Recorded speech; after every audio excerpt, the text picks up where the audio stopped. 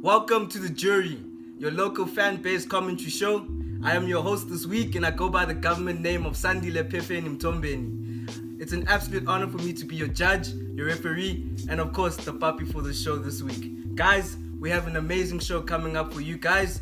We have a spicy present the facts between Kaya and Vela. Will Kaya snatch the crown back for Team Joburg, or will Vela keep the momentum from Team Cape Town? We also have a great debate coming up and the floor is yours. And we have some shocking results, especially with Arsenal. Like, what happened, guys? What happened? Anyways, guys, please don't forget to subscribe to our show. Follow us on our social media pages. That is The Jury SA on Twitter and Instagram, and The Jury on Facebook. I'm super excited for this show, guys, and I'd like to officially state that court is in session.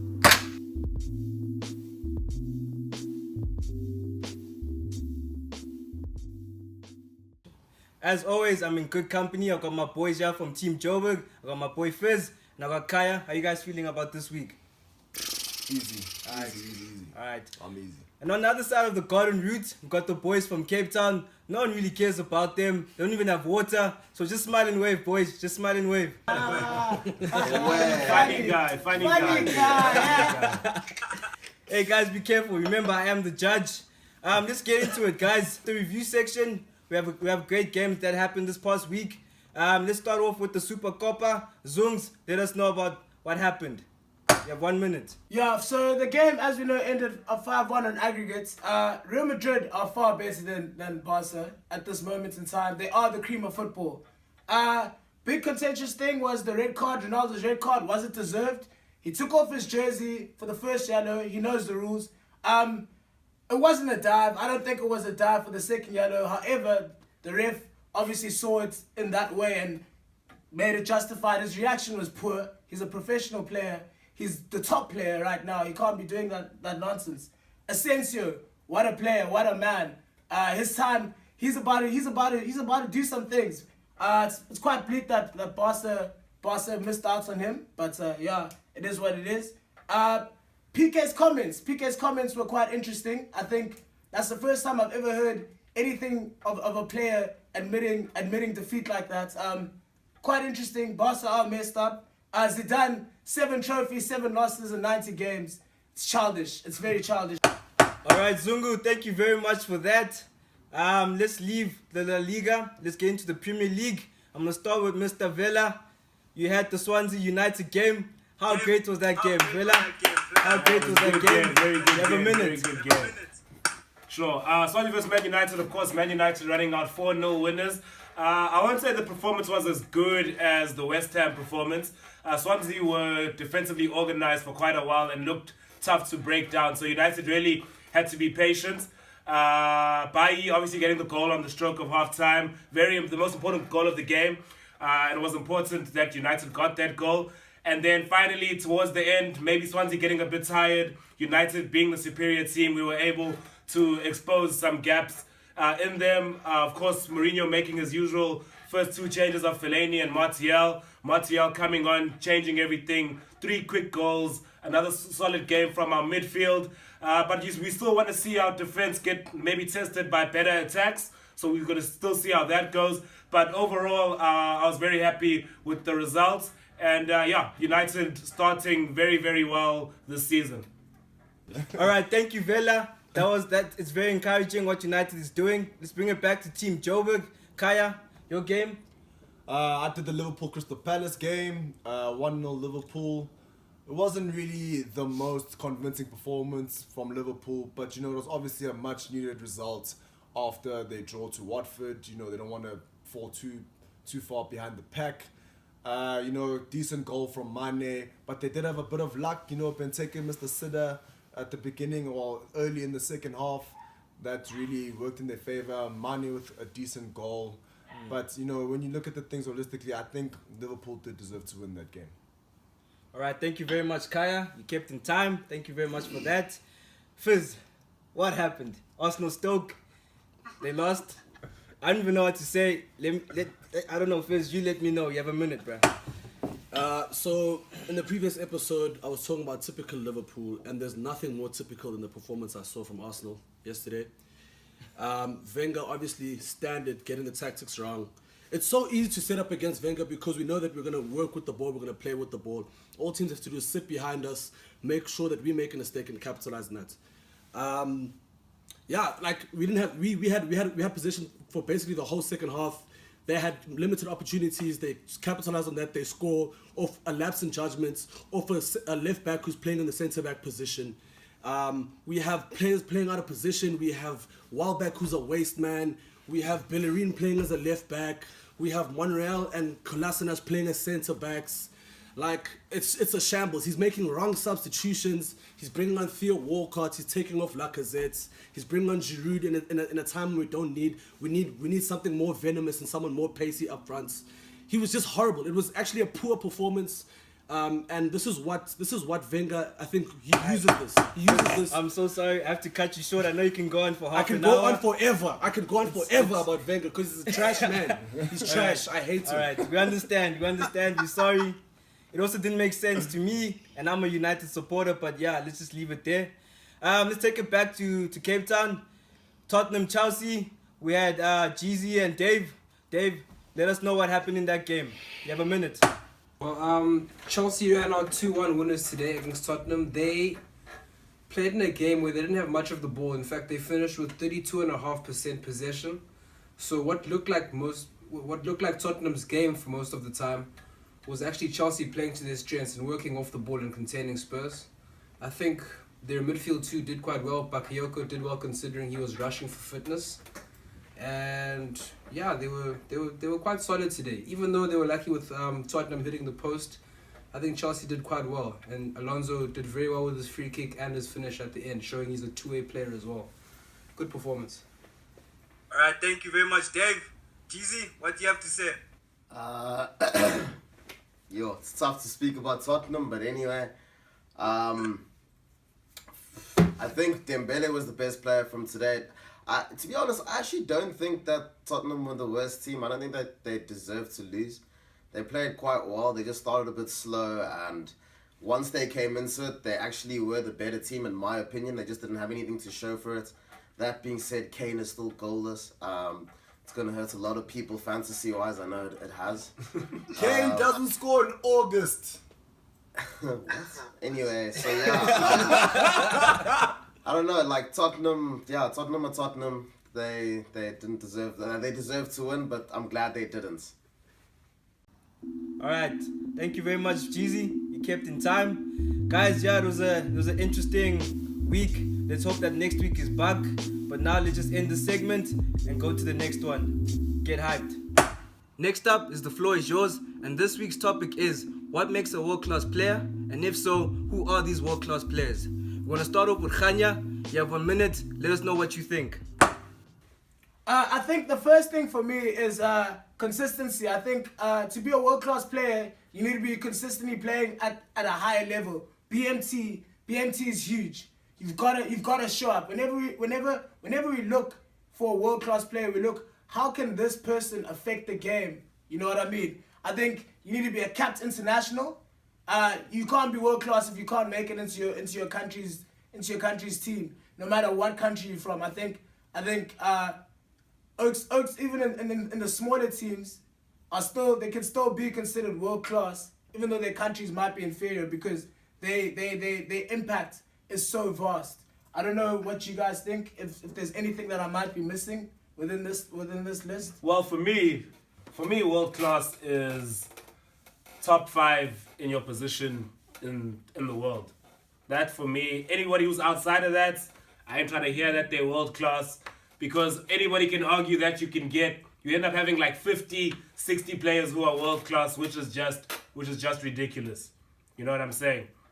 Chat is a chat that you and I have had often, and I won't lie, I used to agree with you. But like, I don't know, like, are you telling me because somebody is the 6th best striker in the world, they're still on world class?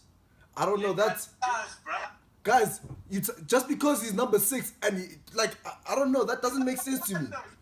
You're not top 5 though. You're not top 5. You're not elite. No. But the thing is, he might not, because like, if we got Oaks, this doesn't make sense to me. Like, give an example then. Let's chat. Yo, like, okay, maybe let's think about strikers perhaps. Who are the current top 5 strikers in the world right now? In no particular order. It's Harry Kane. No particular order. It's Harry Kane. It's Suarez. It's Lewandowski. Lewandowski. It's Cavani. And you say Aguero. So you're telling me So Benz is not Benz world is class? Benz. That's my Benz. question. Now Benz isn't world class because Benz. he's number 6. It doesn't make sense to me. Nah, Benz is world class. That's Benz what is we say. world That's what class. we say. my Nils. He's a Nils That's now. what we say. He's a That's Nils. my problem. Benz is I saw so many strikers. Guys. Who is? He's not all talking six, once. though. I want some order in this court. Please, can you first just go, then Kaya no, it's fine. afterwards. Finish You up, want- finish Dude, Kaya, but go. do you hear my chat? Just because like you can't make it so strict that you say you can't put a number on it and say that if you're out of the top 5, you can't be classified world class. You can't look me in the eye and tell me Karim Benzema is not world class, guys. You can't. Look, can I add You a can't. further argument? Just in terms of Benz. When you speak of a world-class player, yes, we speak about ability. Yes, we speak about, international caps. Consistency. But consistency is the key here. Exactly. Benzo's been working at Madrid for years, Oaks. So many strikers have come and go. He's been out the team, back in the team, and whenever he's back in the team, he performs. He jams. Whether it's assisting, facilitating, a role that he's not even or that he's supposed to be doing, he makes everybody else around him better. Never mind the fact that he scores and he bangs. He makes everyone better, and he does it season after season, coach after coach. He's back, guys. He may not be a top 5 striker in everyone's eyes, but he's world class. That's my point. He's world class. That's my point. He's a world class player. Any team would be happy to have him. Any team would be happy to have him. Where do we draw the line then? Yeah, I don't know. I don't know. In terms of drawing the line doesn't have to be, a solid line, if that makes sense. They can be, what's the word I'm looking for? Just I think it's also position dependent, eh? it's definitely position dependent. But what I'm saying is that you can't put a solid stamp on it and be like top 5. If you're number 6, you're not world class. Dave, what you saying, Dave? It's not about a certain number of people on a certain. It's about ticking the right boxes. That's a better way of looking at it. Are you consistent? Best defender in the world. know, can be world class. That's like Yeah, or you're consistent. You're talented enough. I don't know, guys. I don't know. For me, I just like, I like things to be put in boxes, to be like, this is what this is. There's lines drawn around this. And then anything outside of that, I'm not trying to okay hear. with that. I just think the box you're putting it in is the wrong box. Rather we look at it as criteria in terms of, are you consistent? What club are you playing for? What Do you bang? are you a capped international? Blah individual blah blah. But accolades, you can't say that trophies. only 5 strikers in the world are allowed to be termed world class. No, but then Kaya, now like I think then we end up running away with our imaginations, because then we never gonna come to a point where we agree on this is the number then, because that's why saying five kind of puts it out Yeah, but there. Zooms, that's why you have criteria. That's what we're looking at, the That's most why you have elite. boxes to tick, We're looking and at not just the one, most and not elite. just a certain But I amount don't of think players. But the intangibles, are they not intangibles in also being a That is world true. class That player? is true. Such Like, as That is true. So then I'm sorry, just to say something. Okay, yeah, now this is turning into like an argument about just Benzema. But just on the Benzema chats, like Benzema, if I look at all of the other goal scorers we have here, Benzema, Golden Boots, he's never there in the chats. He's not affecting his team the way That's these not other true, players Vela. are affecting their Just team. because he's not scoring, doesn't And that's mean why I he's not separate affecting the team, Benzema. I'm like, Benzema works good in a system. Benzema's is in a Karim good system. Benzema But not I world always class? thought that Benzema could be better. Is Karim Benzema not world What? class? Oh my god. No, not for me, bro. I mean, I've already said what my definition is. Why you make me go back in circles? I've already chatted to you that it's 5 strikers. I've already told you. Okay, whoa, guys. I feel like Jeezy's too quiet. Jeezy, don't you have anything to say? I believe I believe Benzema is world class. And to be honest, like, as much as putting 5 people in one position is saying world class, whatever, like if you're the top 5 in your position, you're world class. I don't agree with that, because it does box Oaks too much. Like, we do need some place to cut off. We need a limit, and that's why I agree with the top 5. That's why I do agree with it. But then where do we cut off? Because there's so many other oaks like that 6 chat. So I'm just struggling to I don't know which way we should go because we needed cutoff points because we didn't do this list and we didn't have a cutoff points and we had like 7 COs. Sure. And are there really 7 COs that are world class in the world? What's You know wrong with what I'm that? What's wrong with 70 players?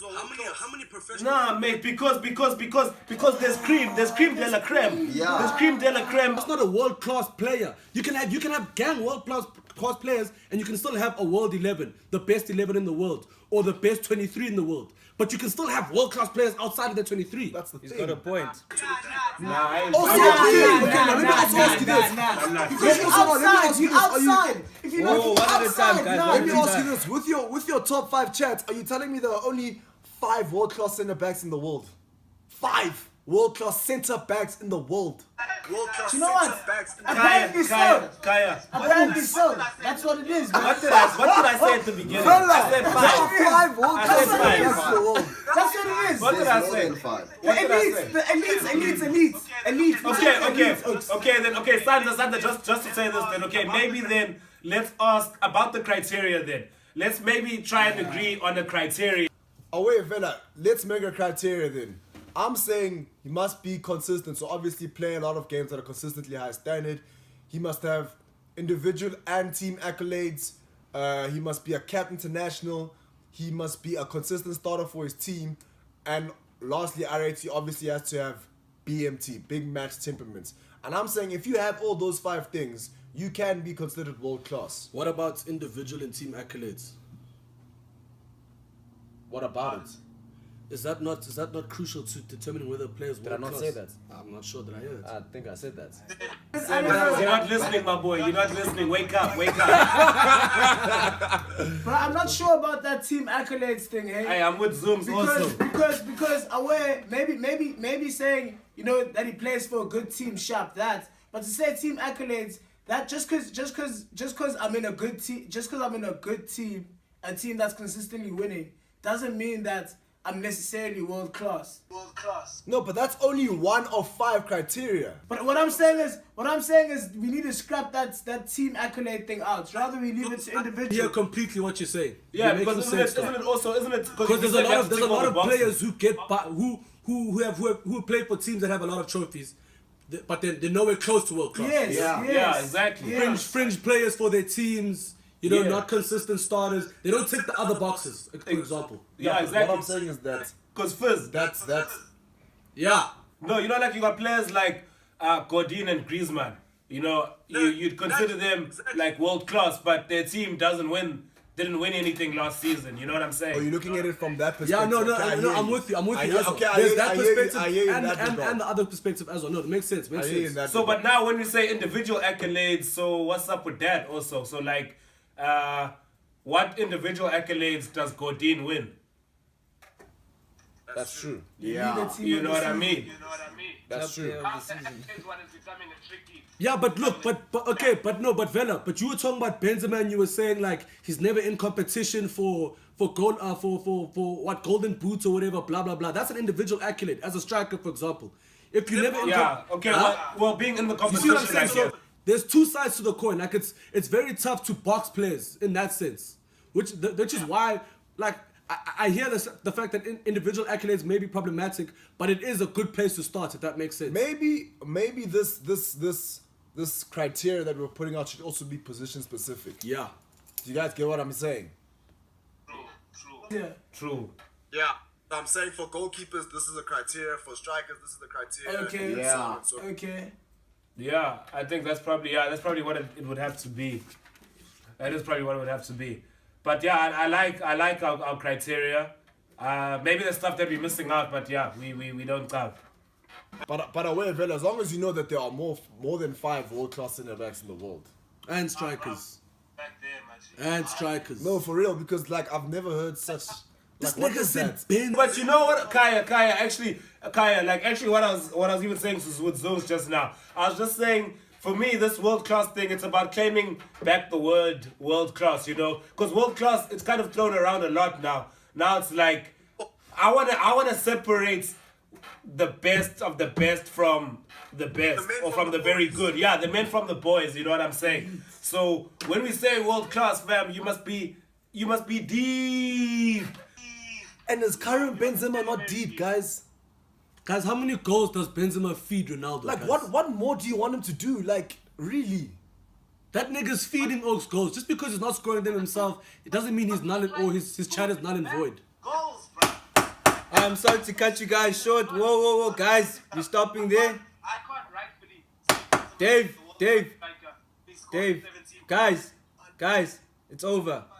We don't care anymore. Guys, we're done with it. That was the floor is yours. You guys, the viewers, please let us know what you think. Please tell us what you think on Twitter. You can talk to us in the comments below. But yeah, we could be talking about this forever. But yeah, let's move on to the next section, and that is present the facts. I'm coming for you, Vela. Alright guys, we're at the favorite part of the show. This is Present the Facts. This week we have Kaya versus Vela. And yeah guys, we're going to speak about the greatest African players. When we think about the greatest African players, you think of Abedi Pele, you think of Roger Milla, you think of George Weah. But let's talk about the greatest players we have seen as the current generation. I'm going to start off with Vela. Vela, you have 2 minutes. Please present the facts. Okay, so my greatest African footballer, I'm going, and it might be a surprise, but I'm going with Didier Drogba. Didier Drogba story is very interesting because he only started really playing football full-time at the age of 21. Always had the potential but wasn't discovered, unlike someone like Samuel Eto'o, who was born into a very privileged family that was able to take him to academies to develop his game. Whereas Didier Drogba had to work the hard way through struggles, staying away from his family, leaving the Ivory Coast as a young kid. And he was able to come up to what is now the 4th highest goal scorer for Chelsea. And being initially, at the time Chelsea signed him, the highest transfer for Chelsea at the time. Didier Drogba has also gone on to win an African Cup of Nations, even though it looked like he might not do it. Samuel Eto'o has also done that, but Samuel Eto'o interestingly won his last African Cup of Nations at the age of 22. So during his prime years, he was not particularly having the greatest influence over the Cameroon national team. And even the Olympic gold medal, that still goes back to when he was a very young player. Whereas Didier Drogba has been able to do so much in the Premier League, winning 2 golden boots in what many consider the best league in the world, as well as having 4 Premier League titles to go along with that. And the thing about Drogba is that he has always been the talisman for Chelsea, whereas Eto'o was fortunate to play with many other great players like your Ronaldinhos. And even when Eto'o went across to Inter Milan, he had to make room in the middle for Diego Milito, having to play on the left. So Samuel Eto'o, I do agree, is very good. And another thing about Didier Drogba is that he's the only footballer that I know who has been on the time 100. And for me, being a great is not just about all you're doing on the field, but everything that you do for the game. Didier Drogba is one of the most inspirational Africans of all time, not just one of the greatest footballers. So that's why I'm going with Didier Drogba as my greatest African player of all time. Wow, Vela, that was fantastic. Kaya, can you keep up? Can you do it? I'm ready, man. All right, you have 2 minutes. Please present the facts. All right. I'm just going to keep this very simple and just state facts. So keep up because I'm going to say a lot right now. Samuel Eto'o was Young African Player of the Year in 2000. He is a 4-time African Player of the Year, 3 of those years in a row. He is all-time Cameroonian top scorer with 56 goals in 118 games. He's a 2-time AFCON winner. Then we go to club level. He scored 130 goals in 199 games for Barcelona, 53 and 102 games for Inter Milan. He finished his club career with 347 goals in 710 games. That's ridiculous. He's a 1-time UEFA Club Forward of the Year. He is a 2-time UEFA Team of the Year. He was even the man of the match in the 2006 Champions League final, as well as he also scored against Man United in the 2009 Champions League final. So you know he's a big game player as well. He's a 2-time FIFA Pro player in the World 11 twice. He was even 3rd in the 2005 World Player of the Year votings. 3rd in the world, not just Africa, the world. He ended his career with 3 Champions League medals. He was a 4-time league winner, 3 times with Barca, once with Inter, and he ended his total career club and country with 403 goals in 828 games, which is just under a goal every second game. You can't deny him. In his prime, he was top 5, maybe even top 3 strikers in the world, and you can't deny his resume. It's facts. You can't deny Samuel Eto'o. You can't. All right, thank you very much, Kaya. That was kept in time, which is fantastic. So now we're going to do the rebuttals. I'm going to start with Mr. Vela. You have a minute. Sure, Kaya. You really did present facts there, which is very good. But I wasn't really sensing why you really believed that Samuel Eto'o, because stats are very nice. But when you look at Didier Drogba, let's even talk about that Ballon d'Or voting, finishing 3rd in the world. In the 2007 Ballon d'Or, when Kaká won, Messi came 2nd, Ronaldo came 3rd. Who was 4th? Didier Drogba. And the people he had above him, I would say, you were talking about two of the greatest players of all time above him. So he had a very good year, and he's been considered top 3, perhaps even top 2 strikers in the world in his prime. Didier Drogba as well. And that's what I'm saying about Didier Drogba being, and you can't not talk about the influence that he's had. He has won everything that Eto'o has won. He has scored a lot of goals, and his talent was only discovered. He couldn't start like Eto'o when he was a kid, because he had to take the hard way to get to the top. Let's say if Drogba was given the same opportunity as Eto'o, would he have been less prolific? I'm not sure. My only problem with what you were saying when you were talking about Drogba is I felt like you were telling me more about why Eto'o isn't the greatest and not as much as you should have been telling me about why Drogba is the greatest. In your 2-minute chat you focused quite a bit on why Eto'o's not the greatest, and I only presented facts as to why Eto'o is the greatest. No, because anything that I would have said, if I spoke about goals, if I spoke about trophies, I can't lie to myself and say that Drogba has more. I can only say where Drogba has scored these goals. I can say where he's played, what team he's played for. African Player of the Year. Drogba's won it 2 times. Drogba's won it 2 Vela. times. Drogba's won it 2 times. Drogba's won it 2 times. You see, but that's Which the is thing. this. I can't beat you on the numbers. I can only present That's my my belief point. as That's to my why point. and everything that I have resume said is are facts. Everything that I have undeniable. said It's are facts. undeniable. Everything that I've said are facts, and I've used those facts to present why I believe Drogba is the Well, GOAT guys, I'm for going to have to cut African it there. footballers. We'll be talking about this forever. But yeah, guys, this was very heated. We're going to just take a little break now. We're going to get the jury members back, and then voting will happen. Get hyped. Alright, guys, after that heated debate, it's time to vote. I'm going to take it over to the men that we don't care about in Cape Town. Jeezy, what's your vote? Firstly, gentlemen, very well debated topic. As much as by facts, I had to agree with Kaya. I think in terms of how he presented the facts and the approach that he had with it, I'm going to give Vela my vote. I think him speaking about how Drogba did so many things off the field for Africa and whatnot, I think persuaded me to vote for Vela. Alright, thank you very much, Jeezy. We'll take it back here to Joburg. Fizz, what's your take? I'm inclined to agree with you, Jeezy and Vela. You know, he was quite a humanitarian. He did a lot for the game. But I think the question was the greatest footballer that we've ever seen, African footballer. His facts were presented; they were undeniable. I'm gonna go with Kaya. All right, thank you, Fizz. We're gonna give. Thank you, Fizz. We're gonna give it to Khanya. Khanya, what do you think? Firstly, I'd like to say well done, gents. That was a nice chat. I think it was an easier battle for Kaya. So I really wanted to hear, you know, besides the stats, I was looking to hear why, you know, him as a footballer, you know, because that's ultimately what we're chatting about. So for me, I have to go with Kaya. I'm sorry, with Vela, because he presented his opinion, but was also factually backed up. I think Kaya just was too stuck in the facts and not really selling Eto'o as a player. Yeah. All right, interesting, Mr. Mhlongo. What do you have to say? Look, Eto'o's numbers are better internationally and at club level, so I think it was easier to argue for Eto'o. But yeah, the Drogba argument wasn't convincing enough, so I'm gonna have to go with the Eto'o argument because ultimately, like Zung said, he was stuck in the facts, but this is presenting the facts. So, and the facts are with Eto'o. So yeah, I'm gonna go with Eto'o. So Kaya. All right, so that means we have a tie. Essentially, it means that I get to vote, which is it's exciting. It's exciting. You know, it's the first of its kind. So yeah, it's tough. You guys had a good debate.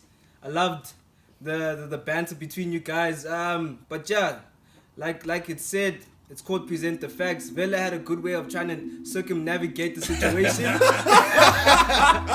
But yeah, Kaya came with the facts, so I'm gonna give it to Kaya. Team Joburg. That's bad. Alright, we love it. And that was present the facts. Congratulations to Kaya. Vela, you did well.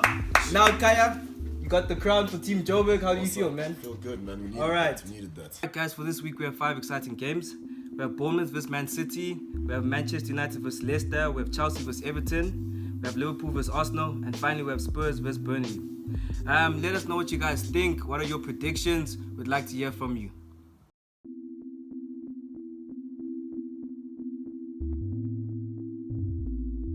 Alright guys, so we've reached the end of our show. Thank you very much for tuning in. Please don't forget to subscribe to our channel. Please don't forget to follow us on our social media pages. And yeah guys, just tell us what you think. We had a very good time. We hope you also had a good time. So we're going to end the show the only way we know how to, and that's through praying. So let's all bow our heads in prayer. Lord, Father, Messi, thank you for this episode that you have provided to us. We thank you for your feet. We also ask, Lord, that you please provide rain in Cape Town for the boys there. We thank you for the fans. And we ask for a great footballing week. Lord Messi, we thank you for all the gifts that you've given us. And we ask you to continue bringing them into our lives. And in closing, I'd like to say, for the fans, in the name of the banter, and for the love of sports, we thank you, Messi. Amen. All right. Almost watch that at the end, though.